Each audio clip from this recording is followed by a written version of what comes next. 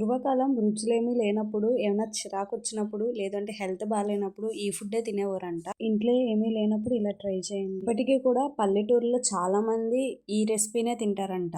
నేనైతే first time try చేశాను. చాలా చాలా బాగుంది. అనిపించింది. ఫస్ట్ అయితే అన్నం వండిన తర్వాత వేడివేడి అన్నంలో పసుపు, కొంచెం ఉప్పు, కారం వేయాలి. అది మనం తీసుకున్న రైస్ క్వాంటిటీ బట్టి వేసుకోవాలి. నేనైతే ఒక కప్పు రైస్కి ఒక 1½ స్పూన్ కారం వేసాను. తగినంత ఉప్పు వేసుకున్నాను. తర్వాత అన్నం బాగా కలపాలి, కారం అంతా అన్నానికి పట్టేలాగా. తర్వాత తాలింపు రెడీ చేసుకుందాము.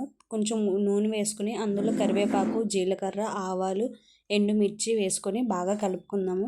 కావాలి అనుకుంటే కొంతమంది అల్లం వెల్లుల్లి కూడా వేసుకుంటారు. బట్ మేము వేసుకోలేదు, మాకు ఇష్టం ఉండదు. సో అందుకని మేము ఇలాగే చేసుకున్నాం. ఇప్పుడు మనం ముందుగా కలిపి పెట్టుకున్న ఆ ఉప్పు, కారం కలిపి పెట్టుకున్న అన్నాన్ని వేసి బాగా కలపాలి.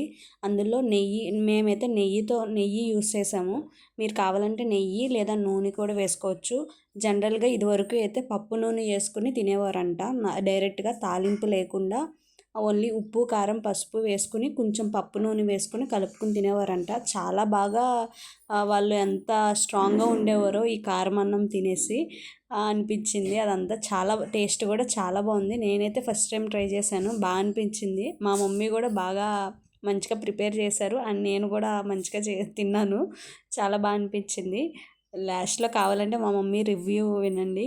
ఈ వీడియో నచ్చినట్లయితే లైక్ చేయండి. ఇంట్లో ఏమీ కూరగాయలు లేనప్పుడు ఖచ్చితంగా డెఫినెట్గా ఈ రెసిపీ అయితే ట్రై చేయండి.